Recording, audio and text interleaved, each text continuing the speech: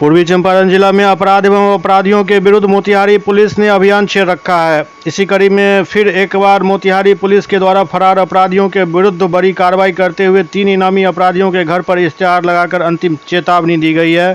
साथ ही पुलिस ने कहा है कि यदि समय सीमा के अंदर आत्मसमर्पण नहीं किया तो अपराधियों के घर की कुर्की और बुलडोजर की कार्रवाई की जाएगी।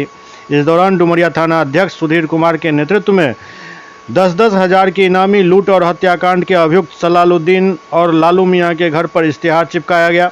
इश्तेहार चिपकाते हुए थानाध्यक्ष सुधीर कुमार ने अपराधियों को चेतावनी दी है कि समय सीमा के अंदर या तो थाने में या न्यायालय में आत्मसमर्पण करें, नहीं तो अपराधियों के घर पर बुलडोजर की कार्रवाई निश्चित होगी।